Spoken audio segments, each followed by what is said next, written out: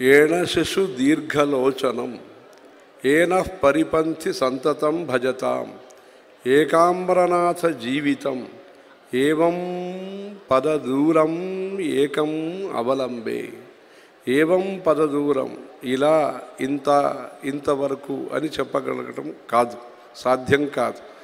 అలాంటి మహిమతో కలిగిన ఏకాంబరేశ్వరుడు, ఆ ఏకాంబరేశ్వరుని అనే ఆయన ఉమాలింగన మూర్తి.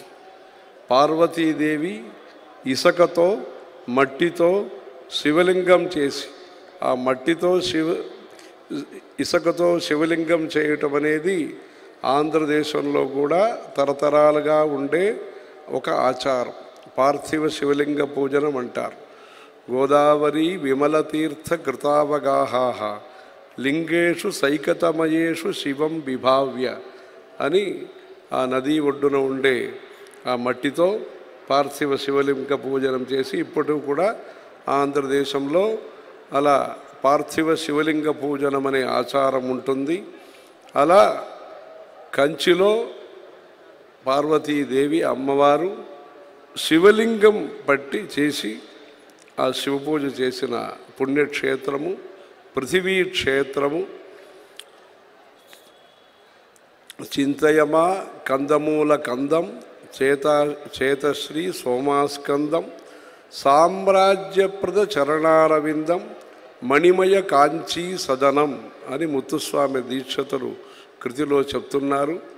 ఒక మామిడి చెట్టు కింద, ఆ మామిడి చెట్టు అనేది యుగయుగాలుగా వస్తున్న మామిడి చెట్టు, ఆ మామిడి చెట్టు కింద రకరకాల దాంట్లో రసం ఉంటుంది.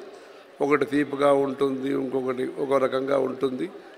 అలాంటి వివిధ రసాలతో ఉంటుంది ఆ చెట్టు.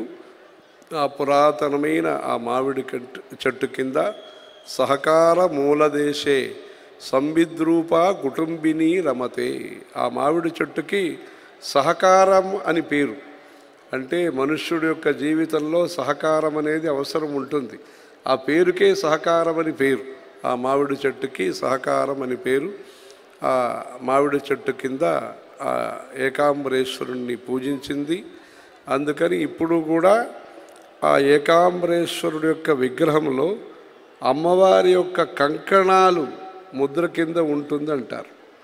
ఉమాలింగన సంక్రాంత కుచ కంకణ ముద్రితం లింగం ఏకాంబరనాథస్య